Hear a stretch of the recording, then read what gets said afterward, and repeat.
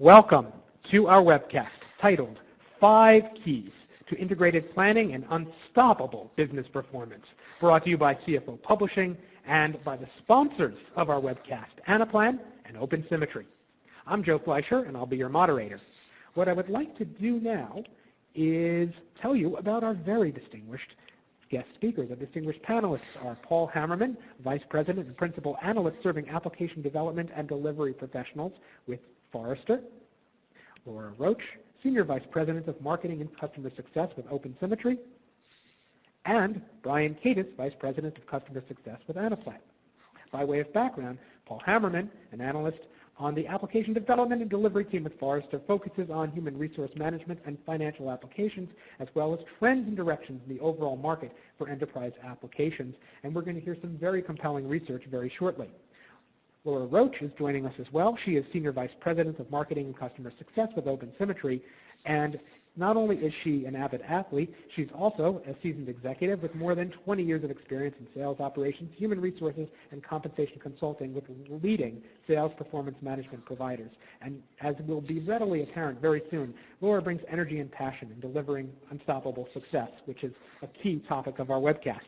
We'll also hear perspective from Brian Kadis, Vice President of Customer Success with Anaplan, who has more than 17 years of experience in analytics, business intelligence, and performance management. And indeed, at this stage, it is now my pleasure to turn the floor over to our very first speaker, once again, Paul Hammerman, Vice President and Principal Analyst serving application development and delivery professionals with Forrester. Please give a warm welcome to him and to our entire panel. Thank you very much. Thanks, Joe. We have a great turnout today, and I'd like to thank everyone for joining us today. So what I'm going to talk about is 5 keys to integrated planning. I've organized this piece of the webinar into 3 segments. In the introductory segment, I'm going to talk about the pain points and trends related to planning and performance management, including how these software solutions are moving to a different deployment model, which is software as a service, or SaaS. In the second section, I'm going to cover 5 what I call next practices for integrated planning and business performance, which is really the meat of today's webinar. Finally, I'm going to wrap up with a summary of the key points and some recommendations for how you can use technology to drive growth in your business. As an opening theme, I want to talk about the impact of new technologies in the field of enterprise performance management, or EPM. Although some parts of the world are still struggling, the overall economy is really now in a growth mode, particularly in the U.S. economy. And many businesses are seeing growth opportunities as a result of changing business paradigms in the digital age.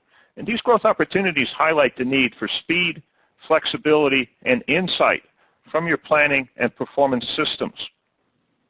In order to get these benefits, we need to leverage several key technologies that are available today. First of all, software as a service, which makes systems easier to deploy and keep up to date. We want to leverage user experience within the software applications that have evolved to harness the simplicity of mobile devices and giving us rapid and anytime access to information. We want to leverage some new data technologies, including in-memory computing, which gives us the ability to manage complex planning models and very large data sets at high speed. And finally, we want to leverage predictive and visual analytics, which help create sophisticated forecasts and help us see results and interpret business results in very intuitive ways. So let me just quickly review the scope of enterprise performance management. In the past, I've been calling this financial performance management, but I think it's important to encompass the broader scope of planning and performance management across the entire business, including domains like sales and operations, IT, and HR that also have strong use cases for planning and analytics. So in this slide, which I developed actually several years ago, I want to represent that business information generally falls into 3 time buckets: past, present, and future. In the present dimension, or in the past dimension rather, we're really talking about the discipline of accounting. I'm trained in accounting as a certified public accountant and so forth, and I know that accounting principles teach us how to close the books and represent the results of prior accounting periods. We consolidate our financial results using consolidation software. We prepare financial statements and regulatory filings, but it's really all about representing what occurred in the past. But we need more than that kind of information to drive our business. So in the present dimension, we need to understand what is happening right now in the business. The financial accounting and reporting systems don't really give us insight in a timely manner because of the complex procedures involved in closing the books and time delays and so forth. So what we need is more analytical capabilities, performance measures, scorecards, et cetera, that tell us how to track our actual results against our goals. How we're serving our customers, how we're tracking demand and fulfillment execution, how we're tracking the profitability of our business. Finally, we need to understand how we will perform in the future. And to do that, we need to use planning techniques such as driver-based budgeting, dynamic forecasting, scenario planning, and predictive modeling. Now, I want to highlight 5 key pain points that I believe companies are struggling with today with respect to planning, business performance, and reporting. And so a lot of effort goes into constructing plans, especially the time-tested practice of budgeting. This traditional process of collecting and planning input on spreadsheets, aggregating in bigger spreadsheets, it creates finally a plan that's relatively inflexible and difficult to manage. So this won't work in a business that has to constantly adjust to market conditions, world events, weather, and customer demands. The second pain point is that business information is often not timely. So we have financial and ERP systems that are based on what I consider to be legacy technology, where we have numerous batch interfaces, we have complicated procedures to close the books, and so on. And this creates latency and lags in business information.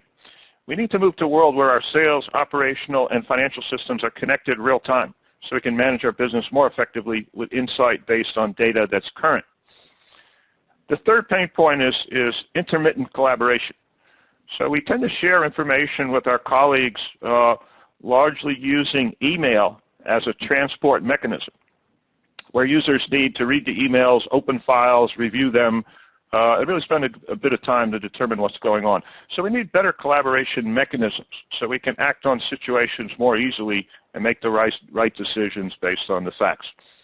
The fourth challenge is a lack of strategic focus, in that many businesses are really geared towards controlling costs rather than more strategic growth imperatives like customer value and product innovation. And finally, we generally have a lack of insight into profitability and performance. And not only are we struggling with information that's not timely, but the formats of the reports are based on columns and rows of numbers and simple charts. So we need to align the results from the different areas of the business so we can understand, for example, in a more intuitive way, how sales are impacted by supply chain constraints or labor issues, and so on. Now, in preparing for this webinar, the question came up about the perception of planning systems as part of BI. Are these really the same systems, which are largely maintained by IT? And the way I see it is that planning is a process-driven application that's set up and managed by business people, not IT, whereas business intelligence, or BI, is a set of tools to create insight based on results and data, which typically has more hands-on involvement by the skilled professionals in the realm of IT that need to integrate and manage the quality of all this data. So to achieve what we're referring to today as unstoppable performance, these platforms need to work together very closely. BI analyzes past results, creates performance measures, and gives predictive insights that inform your plans. But the planning solutions enable you to develop dynamic plans and forecasts that enable the business to build strategies and allocate resources. So when you use these platforms together, you're able to determine why your actual results are varying from your expectations and learn how to adjust plans going forward. The state of the art in modern planning software today is the ability to seamlessly embed the business intelligence right inside the planning application. Now, one factor I want to mention just briefly today is how the the planning and performance solutions are evolving to a new deployment model, which we call software as a service, or SaaS, and which is also referred more generically to cloud. So why is software as a service gaining so much momentum? Historically, companies chose SaaS mainly because of its simple cost model and the belief that this deployment model might be a less expensive way to deploy software. But the market has changed over the past few years and has a much more sophisticated understanding of the benefits of SaaS. So in some Forrester survey data that we collected recently as part of an annual survey on software adoption trends, we found that SaaS adoption is being driven primarily by agility and speed. So in this survey, we found that 71% of enterprise decision makers saying that SaaS provides better business agility, which means that the software itself is more flexible and easier to adapt to a changing business environment. The second most important factor is the speed of implementation and change. And this is reflected by 68% saying that this is an important driver. Now, another key factor in SaaS deployment, which I think is really important, is reflected in a couple of the responses a little further down, is the updating model. So this is where new capabilities and features are delivered into the software multiple times a year, and this is done by the vendor. Essentially, you're taking the job of patching and updating and upgrading software and turning this job over to the vendor in the SaaS model, which happens relatively automatically. So what this does is it provides a more frequent updating model to make new functionality available more quickly and also provide new features to support business innovation. Now, when you compare that to the traditional licensed software, what I find is, as I talk to clients, very often we find that the on-premises software is 3 to 5 years behind the latest release. So there's a significant lag there, which I think is very well addressed by the SaaS deployment model. All right, let me get into the next section, which is on the 5 next practices for integrated planning. So in the realm of planning, budgeting, forecasting, there are a number of classic problems that need to be addressed by better software and smarter processes. So the challenges that I have arrayed on the left side of the slide here are exactly the ones I just described a few slides ago. And I include them here for context in showing what are the keys to integrated planning. So, let's take the challenge of cumbersome and inflexible plans. We need to move to a world where we have dynamic planning, where we can iterate our planning models and our forecasts continuously. We need to address the lack of insight into profitability and performance with more integrated planning and performance systems that span the lines of business. We need to address the challenge of business information that's not timely with predictive planning, and not only predictive models, but also better integration. We need to address the intermittent collaboration with collaboration that's built into the software. And finally, the lack of strategic focus needs to be addressed by aligning with the growth opportunities of the business. So I'm going to address each of these keys to integrated planning individually on the next few slides, but now we have a polling question. Well, thank you very much, Paul, for laying the groundwork for our discussion. This is the first of 3 polling questions we're going to pose throughout our webcast. And with this question and subsequent questions, we ask that you select the radio button that corresponds to your answer and then click on the submit button in response to the question. In this case, so the question is, what is the primary challenge you face in your planning process? And from top to bottom, the choices are lack of the right information, lack of the right tools, operational plans not aligned, lack of forward visibility, lack of resources.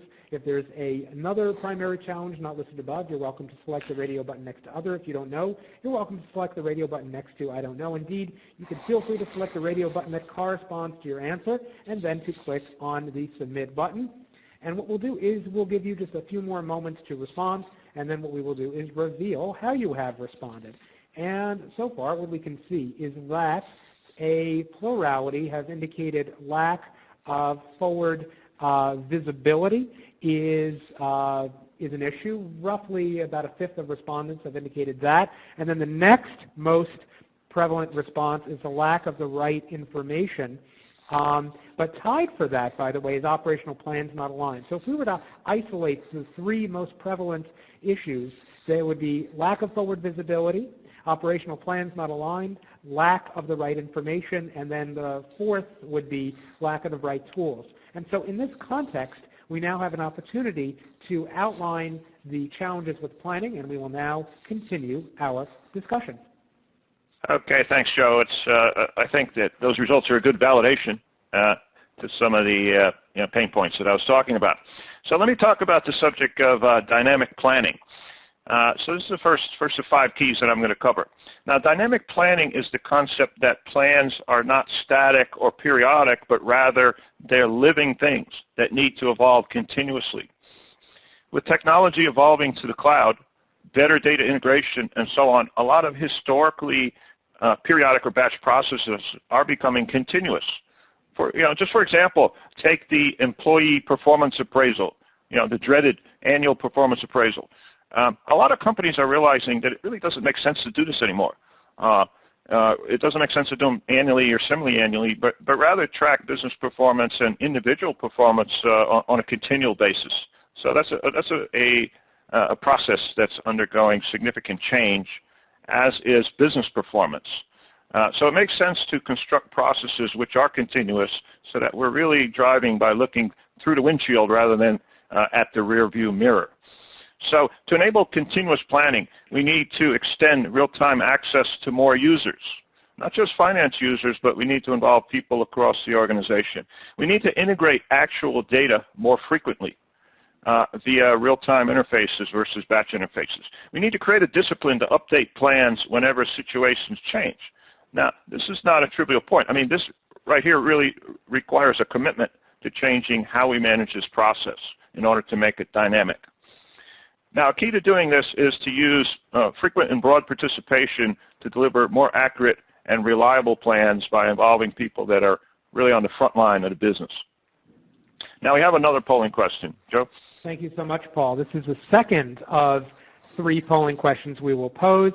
And this question is, how often do you adjust your plans or forecasts? Now, Paul had made reference to continuous, and I want to contrast that with discrete. So if we consider the choices here, and again, as with the first polling question, you're welcome to select the radio button that corresponds to your answer, and then to click on the submit button. From top to bottom, the choices are annually, quarterly, monthly, weekly. So those are discrete intervals. I would also note, skipping ahead, other could very well be a discrete interval not listed above, like every 2 years, for example. But what's interesting here, we also have choice E, as often as we need to, which suggests continuous. And of course, if you don't know, you're welcome to select the radio button next to I don't know. Indeed, you are welcome to select the radio button that corresponds to your answer, and then to click on the submit button in response to the question, how often do you adjust your plans or forecasts? And what we will do is give you just a few more moments to respond, and then we will reveal how you have responded.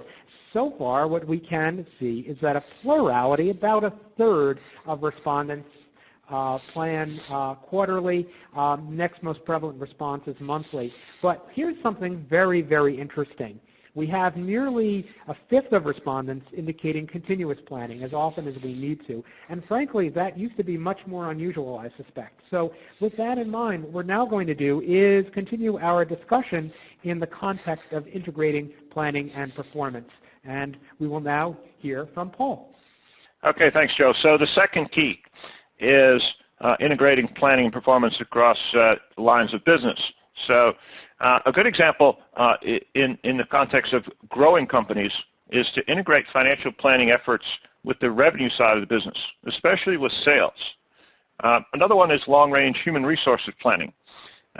We need to know how the workforce is evolving and how it impacts bottom-line costs as well as our ability to serve customers.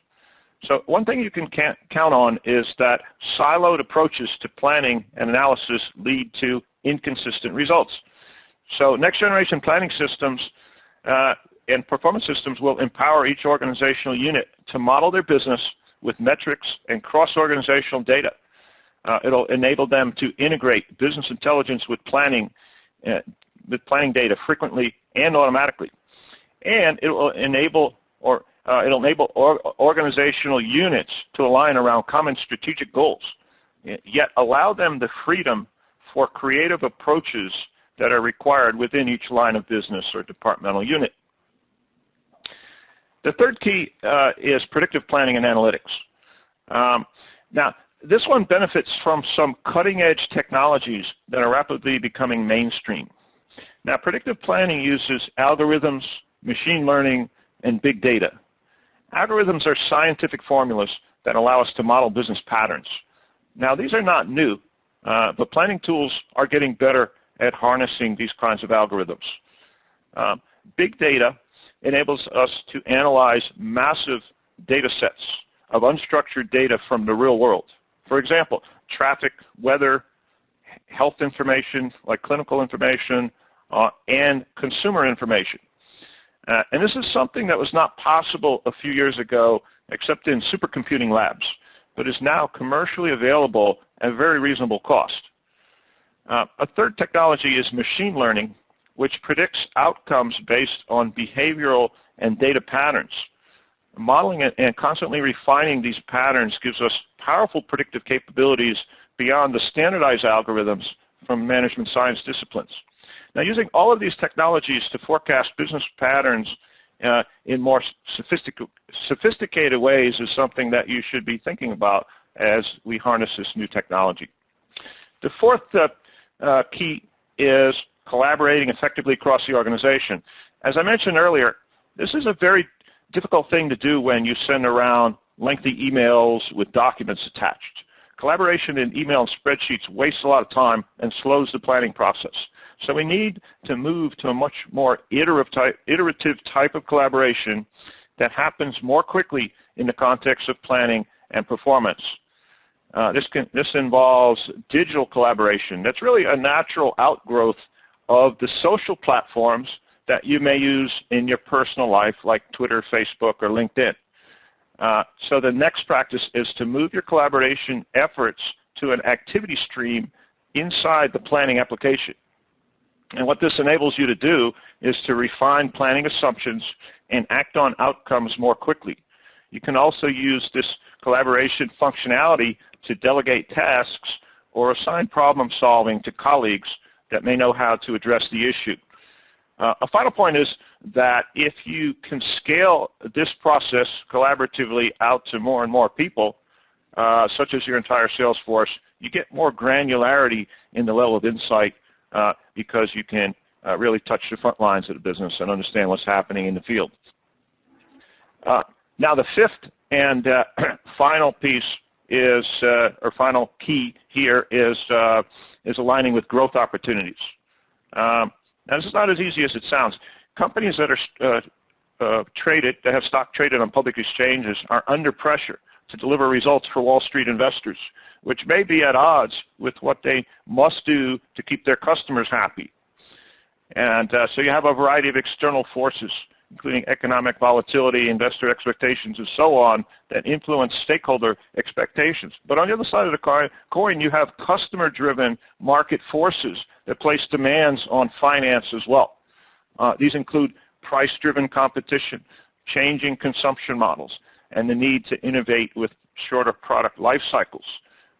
So the bottom line is that stakeholder concerns and expectations are sometimes at odds with what you want, what you need to do to serve your customers and how you want to grow the business over a long-term perspective.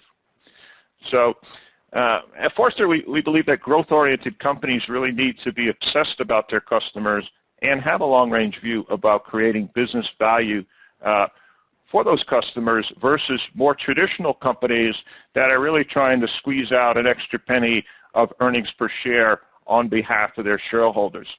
So really, to adopt a growth-oriented strategy, I recommend that you do three things. First of all, focus on the long-term, focus on longer-term shareholder value and customer value rather than short-term profitability.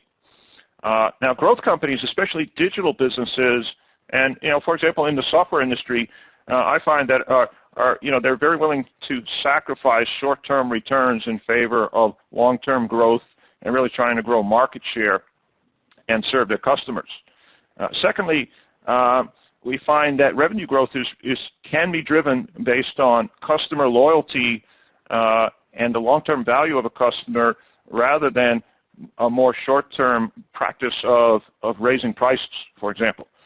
And thirdly, we need to think about funding the business, or what we call the business technology agenda, instead of traditional IT systems. And so Forrester predicts that BT spending, which is spending generally on customer-facing types of systems, will account for more than half of the new technology spending in 2015 to support customer-centric initiatives. And some of the spending comes at the expense of investing in some of the legacy or traditional IT systems. Now, just to elaborate a little bit further, if you think about growing your business, you want to think about the revenue stream, an integrated revenue stream, which may have a lot of moving parts. So if you consider your backbone systems, which include a CRM system for managing your customer relationships, as well as your ERP systems, there's often a gap between those two systems in terms of the revenue stream execution activities. Like billing, order fulfillment, collecting the money, managing accounts receivable, and so forth.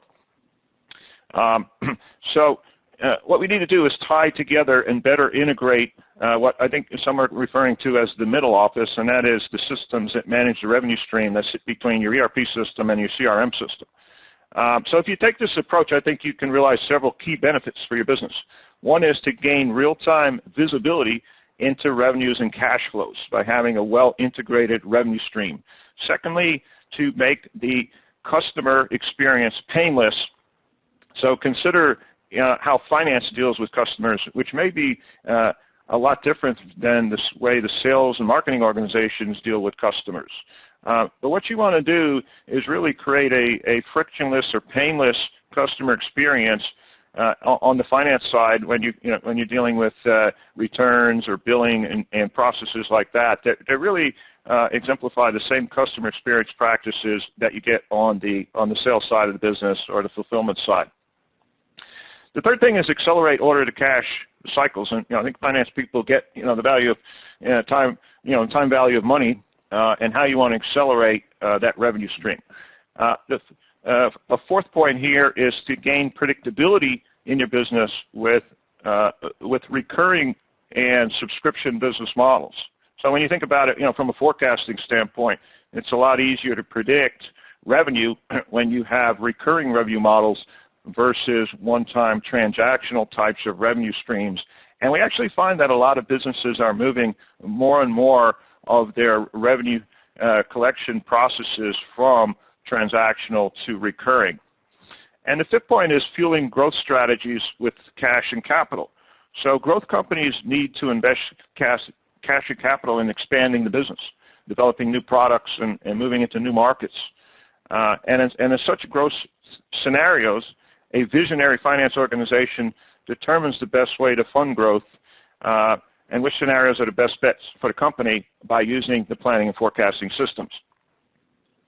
Now let me move to the final section where I'll close with a few recommendations. So one of the keys here is really to shift the focus of your planning and performance efforts to growth and customers. So in this slide, I compare sort of the traditional focus to what I think is a more customer-driven or growth-oriented focus. So take, for example, planning and forecasting. The traditional focus of planning and forecasting has really been around budgeting. And so what's happening there is that, you're looking to control expenditures, but planning and forecasting should really be focused on forecasting revenue growth and allocating resources to drive growth. When you think about cost and profitability analysis, the historical focus has been really trying to optimize margins on product costs. But really, I think a growth-driven focus is to really focus on optimizing customer profitability and the lifetime value of that customer. And you have several other examples here. And I'll move to the bottom here. Revenue streams should evolve from transactional sales to recurring revenue via subscriptions and long-term contracts. And your billing and collections, rather than just trying to minimize days sales outstanding, you should really be looking to optimize the customer experience and automate a lot of the payment processes and renewals. So let me move to my final slide, which really is just to summarize what you should expect to get from next-generation planning and performance systems. These systems should be delivered as software as a service so that you can leverage rapid implementation and continuous updating and agility in those processes. You should enable dynamic planning with broad user access to the application and frequent updates and frequent input by the users. You should leverage advanced analytic technologies that help provide real-time and forward-looking insights into the business patterns. You should embed collaboration real-time within the applications. You should integrate across multiple systems from on-premises to cloud so that you can move data real-time into your planning and performance systems instead of using batch interfaces. And finally, you should enable deep strategic insights into making the business successful by using advanced analytics and predictive analytics. So with that, thank you for listening, and I'll turn it back over to Joe. Well, thank you very much, Paul. And so we've heard a lot of guidance, great recommendations indeed. And what we're now going to do is hear further perspective. We will hear further perspective, first of all, from Laura Roach, Senior Vice President of Marketing and Customer Success with OpenSymmetry, and Brian Cadis, Vice President of Customer Success with Anaplan. And so with that in mind, it is now my pleasure to turn the floor over to Laura and Brian. Please give a warm welcome to them. Thank you very much. Great. Thank you, Joe. So what I wanted to first share were some of the common issues and concerns that Anaplan hears from our customers and our prospects. We hear questions like how to minimize my planned variance, how do I manage unplanned commissions and discounts, how to respond to disruption very quickly and take advantage of those opportunities, where are my coverage gaps around my territory and quota, how can I increase collaboration, motivation, and productivity, do I have the right reps on the right accounts, as well as how can I have a single integrated view of my business plans across the enterprise and be able to see that in real time. These are all questions or issues of getting to and driving by the right numbers. As Paul said, you want to be looking through the windshield, not in the rearview mirror. So behind each of these are the same four underlying challenges. Assembling the right data from the mountain of data your transaction systems create, whether it is on-premise or in the cloud. Understanding the business variables and their relationship to one another. Truly engaging the business expertise across the company, and then building and executing the plan for success. And so this is really what we mean by driving by the numbers. At the end of the day, this is fundamentally about optimizing your resources and actions to maximize your opportunities. So what solutions does Anaplan provide to help address these questions? So Anaplan has enabled companies across the globe to solve for key challenges across their organizations, from sales to finance to operations and more. We're a purpose-built SaaS cloud platform to manage massive volumes of data, high degrees of model and process complexity, while enabling large numbers of people to collaborate on a single source of truth. Anaplan is unparalleled in its ability to solve the challenges of any size organization, from a small, medium enterprise to the largest enterprises out there. One of the most important things to understand about Anaplan is that it is a planning and modeling platform and can be used to plan and model just about anything, like the use case we see here in finance, sales, operations, and HR. We have customers that have looked at hundreds of use cases that they plan to use Anaplan for. There are also applications for both Anaplan and our partners that solve a specific problem. So we're not just delivering a platform, a blank slate, but we're delivering applications out of the box. We announced our App Hub November of last year, and we now have more than 40 applications, like Anaplan's financial consolidation application. And last week we announced at our hub in Singapore, sales and operations planning, demand planning, and supply planning. And we now again have more than 40 applications that Anaplan, as well as our partners, have delivered. And some of our partners have delivered everything from tax and transfer pricing applications to expense planning, as well as our customers have delivered some applications as well. So what are some of the solutions in more detail that Anaplan has delivered, and what are some of our customers doing with them? So if we look at Anaplan for Finance, Anaplan for Finance lets you rapidly deploy financial models built with instant what-if scenarios, allows you to incorporate your planning drivers, and links to a continuous stream of operational data and processes. One of our customers, DaVita, operates dialysis clinics. They have more than 750 users who previously were operating from many, many different spreadsheets, and they want to be able to track their budgets and forecasts at the operational planning level at each clinic. Kimberly-Clark is another great customer that started using Anaplan in Eastern Europe, somehow stumbled upon Anaplan, and has moved to using Anaplan as their global financial planning solution.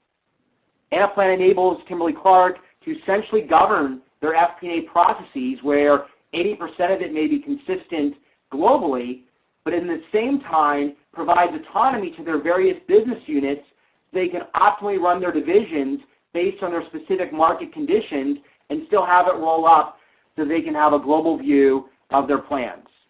Kimberly-Clark's also a big SAP shop, and they shared at our Hub conference May of last year that integrating data from SAP as well as other sources into Anaplan has been a seamless process. Moving on to Anaplan for Operations, this enables category and brand managers to align their promotion strategies and optimize ROI on a single platform. This allows customers to easily plan at the right level of detail, optimize their promotions to market realities, and bring field knowledge to strategic decisions. Diageo is one of Anaplan's earliest and largest customers. They started using Anaplan to plan and optimize their trade promotions in the U.S. and have now deployed more than 30 applications and models on Anaplan, doing everything from demand planning with an SAP backend to pricing optimization across their brands and SKUs. Anaplan for Sales enables customers to drive sales productivity and effectiveness by aligning all the moving parts of the process: target setting, territory quota, rep coverage, overlays, channel partners, commissions, forecasting, and more. HP was also one of the early adopters. They just completed their second full territory and quota planning cycle with Anaplan. And they're doing this on a global basis across 178 countries, more than 380 sales comp plans, and we're talking very, very large models and more than 3,500 users that are collaborating across this. Akamai is another example. Akamai started in territory and quota and then moved on to sales forecasting in the next phase. So, Laura, I've talked about the solutions Anaplan provides, but what's also very critical and something that we don't want to miss are the role people and processes play to realize a customer's future vision. OpenSymmetry has done this as a partner with some of our other customers, but also as a customer yourself. The third of our three polling questions, and thank you very much, Brian. What is your primary barrier to implementing integrated planning? And what you can feel free to do is select the radio button that corresponds to your answer and then click on the Submit button. From top to bottom, the choices are making the business case, funding, general aversion to cloud-based systems, investments in other tools, and in other words, where these investments kind of crowd out investment potentially in integrated planning. If there is another choice not listed above that applies, you're welcome to select the radio button next to other. And of course, if you don't know, you can feel free to select the radio button next to I don't know. Indeed, you can feel free to select the radio button that corresponds to your answer to this question and then to click on the Submit button. And again, we want to find out from you what is your primary barrier to implementing integrated planning. And what we're going to do is give you just a few more moments to respond, and then we will reveal how you have responded. And so far, what we can see is that a plurality has indicated funding, a close second is making the business case, and then investments in other tools. And so with that in mind, I think this is a great opportunity to hear additional perspective now from Laura Roach of OpenSymmetry. It is now my pleasure to turn the floor over to Laura. Thank you, Joe. At OpenSymmetry, we've been, as Brian and folks had mentioned, we've been working with clients for over 10 years dedicated just to performance management.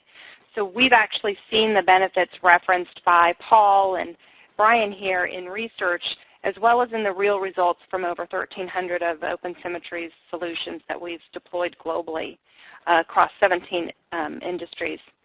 So the proof in that, if you think about it, is really in the numbers, right? So why would you want to stay in the status quo or kind of in the current state or past state that Paul referenced? According to a report here on best-in-class deployments, you can see that companies are seeing improvements in just in sales reps' performance specifically and actually in year-over-year growth as a company. So with that, why would you look to stay in the status quo? If we know from all the analyst research as well as customers experiencing these challenges that the old way is not the best way, and we know that companies that deploy best-in-class solutions experience significant benefits higher than their competitors, what is that challenge for companies to get to that future state? Based on the poll that just came up, in this group, it seems like making that business case or getting that funding is actually one of your barriers to implementing this integrated planning solution. And why wouldn't you want your company to have similar benefits with lower turnover, quicker sales, shorter sales cycles, being able to have 2 times faster growth? It just seems obvious that as finance leaders and leaders of your organization, you would want to move to that next future state of an organization. So looking at that, how do you get there? How do we actually help enable you to get there? How can we go from where you are today in that current state to achieving your vision of an idea where you want to be, that future state? So at OpenSymmetry, we have an assessment. We actually have an approach that's specific to getting this roadmap together and helping you map out your future state. So you can move from the initial idea, where you have an idea or an assessment of what you want to do. We help companies go from that assessment of understanding what it is that you want to achieve, where you're at, and how do you execute on that and go through that and have a maintenance and ongoing refinement. If you think about companies on a scale of 1 to 5, where at the 1 and 2 level, they're really in the mode of transactional or operational and just fixing what they're currently trying to survive in.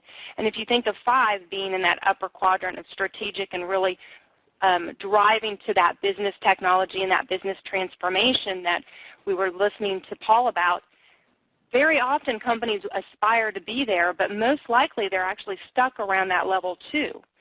So the key to getting to that higher level of performance maturity is really on this chart here where I talk about how do you actually implement your future state and maintain that. Many people know what they want to achieve, but they don't necessarily know the steps to get there. So if you think about making sure you've got the right stakeholder analysis, the processes in place, because a process today that you're using may not be the process you want to have in place with the enablement of some of the great technology that's out there. And how do you actually enable your end users, your customers as leaders in the organization? So we hear the same comments that both Paul and Brian mentioned on the challenges that business leaders face across the people, process, and technology solutions. We also hear that it's important to not just actually execute on something, but it's dynamic. You need to be able to sustain and excel and be able to do the governance and oversight that you have by asking the right questions and being able to validate what your assumptions were. So at OpenSymmetry, we actually have been helping companies do this, but we were going through the same transformation as an organization as well. We have many of the same pain points other organizations experience. They're the exact same ones at OpenSymmetry as we look at, we've been a rapidly growing company as a global organization. So, you know, we were sailing along nicely, enjoying year-over-year growth, and we were building along what we wanted to achieve.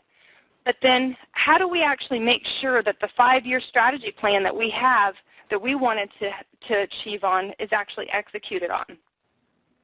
We want to actually look at that current state of where we are and move to that future state. We wanted to better understand the various paths we could take. And so if we wanted to take that jump, we wanted to go all in an area or pursuit of something that we would feel confident knowing that we could make that jump, not just on a gut feel, but but not also just by one division saying we need to go in this direction, but having that collaboration across the lines of businesses. So our pain points, and I'll just share a little bit about our experience. We were going through rapid growth and continue to do that, and we're looking towards the future. And we realized quickly as a company that's used to doing this planning with our clients that we needed to create a plan to achieve our future goals. So we went through the same process of putting together a future state playbook, and Anaplan was a key tool we deployed rapidly executing on this vision. And the most powerful strategy, as I mentioned, is having that visibility, that ability to have predictable forecasts, to know where you want to go. What you want is your next move to drive your organization and knowing you can make that jump. So a few things I'll share with you at OpenSymmetry is we needed line of sight. We needed better reporting on our financial statements. So we started in the finance organization. We have over 15 best-of-breed cloud applications that work great in each of the individual processes and business lines, but nothing was having them talk together.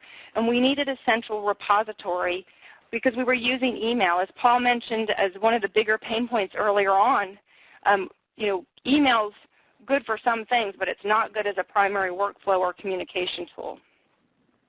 And then we needed a way to actually simplify our collection efforts, being able to have that single point of entry in one template and preserve data integration. So if you think about this, our controller was ecstatic to be able to kind of map through with our revenue planning and our financial processes. We went from weeks of having to run something to days to push to the line of business. And that, coupled with the collaboration for budgeting between revenues and bookings, costs and forecasts, and being able to actually have that real-time analysis and tie to existing templates.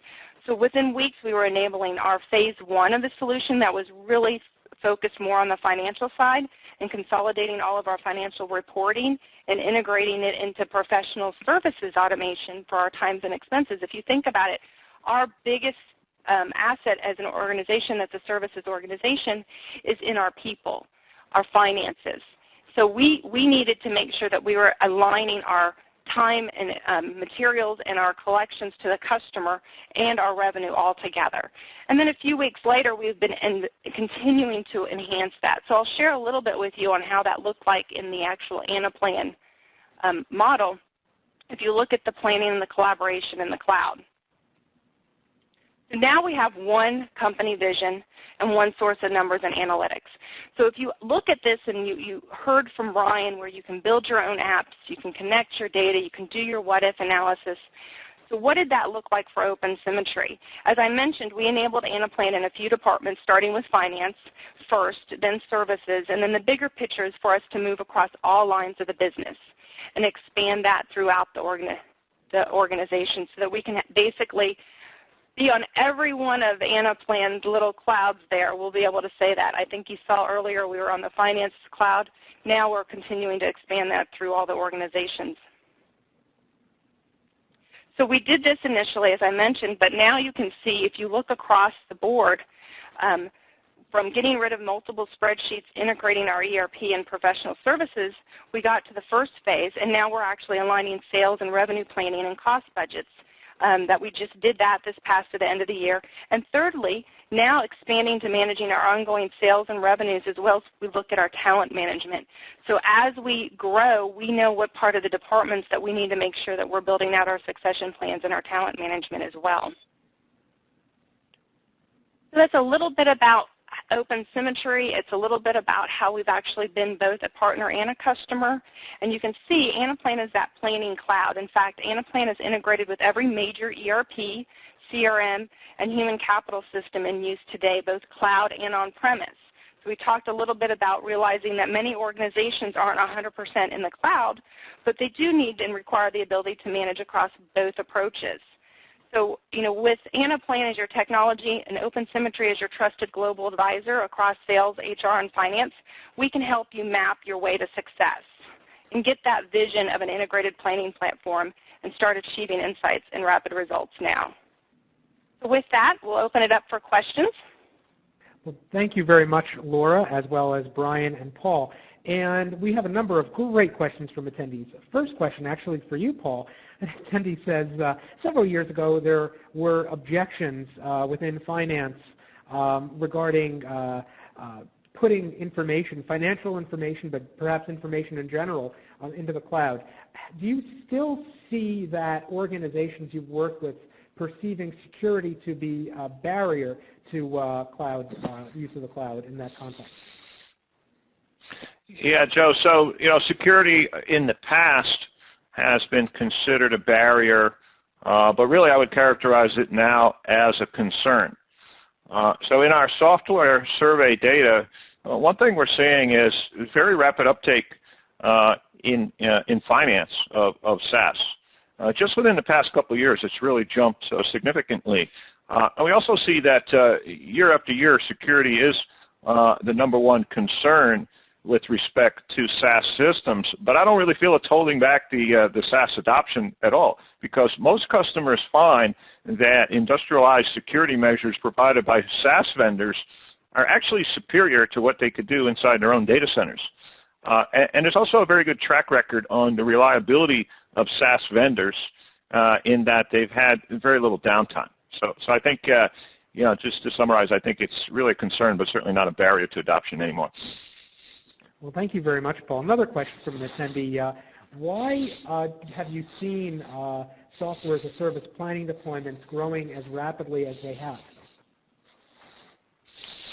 Okay, I think there's several reasons for SaaS adoption in here. I think one of them is that the business flexibility improves significantly with software that is designed to be managed by business people rather than by IT professionals.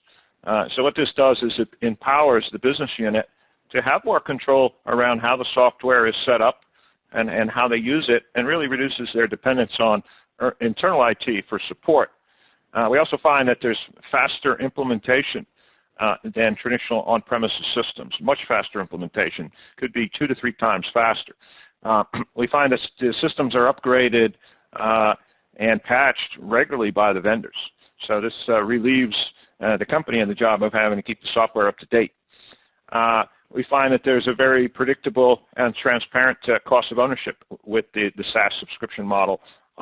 And finally, we find that these systems are designed to deliver not only more flexibility, but more business insight in the way that they surface business intelligence information within the application. Well, thank you, Paul. And finally, question from an attendee. Last question for you. What, Paul, do you see as the strategic role that finance in particular will play in developing integrated revenue streams? Okay, so I talked a little bit in the webcast about the notion of an integrated revenue stream, where I think finance needs to work more closely with sales, operations, and IT to make sure that the revenue stream is better integrated from a process standpoint. Because what I find is, with so many different types of business models and revenue models out there, that there tends to be a lot of relatively disconnected systems and moving parts in the revenue stream automation. So what we need to do is have a better integrated revenue stream that will ensure faster cycle times and better levels of data quality. You want to avoid batch interfaces between revenue systems like billing and order management with the accounting systems. You want to really automate those better and focus on real-time integration for every transaction rather than batches of transactions.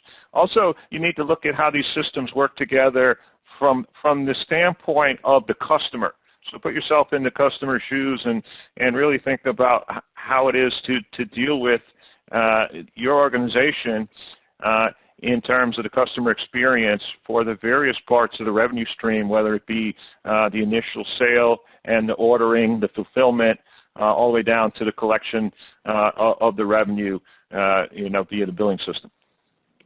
Well, thank you, Paul. 2 more questions, and then we will ultimately wrap up. But I think we have time for 2 more questions. Question for you, Brian. Given that there are so many areas that can benefit from integrated planning solutions, where does one start, and what progression should one follow after starting?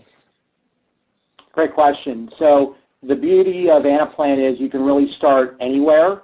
What we typically see is customers start with what are some of their biggest pain points. So a lot of times customers might be managing their territory and quota process using spreadsheets, and that just becomes unmanageable. And so they'll start there, and then maybe move into sales forecasting, incentive comp, et cetera.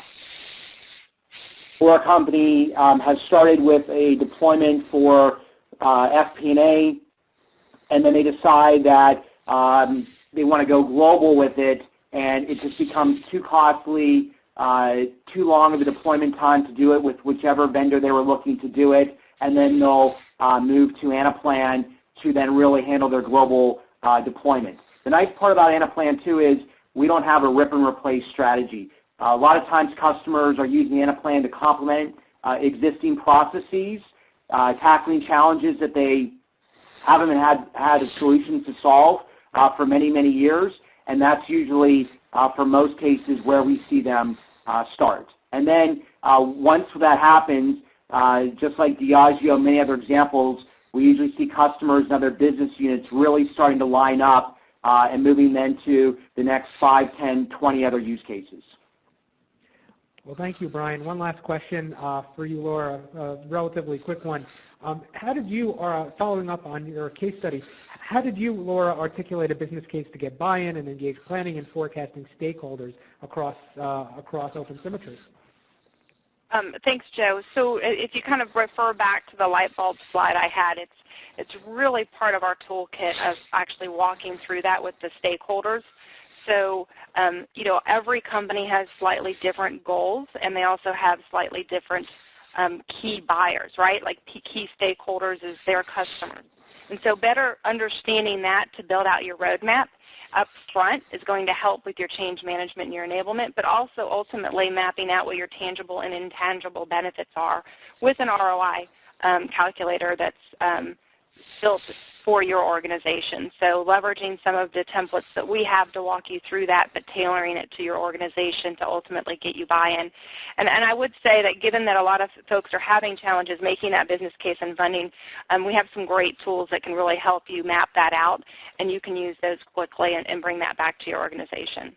I'm Joe Fleischer. I'm the moderator of our webcast, and on behalf of our very distinguished guest speakers, Paul Hammerman, Vice President, Principal Analyst serving Application Development and Delivery Professionals with Forrester, Laura Roach, Senior Vice President of Marketing and Customer Success with OpenSymmetry, and Brian Katis, Vice President, Customer Success with Anaplan. We all very much appreciate your joining us for our webcast, 5 Keys to Integrated Planning and Unstoppable Business Performance, brought to you by CFO Publishing and by the sponsors of our webcast, Anaplan and OpenSymmetry.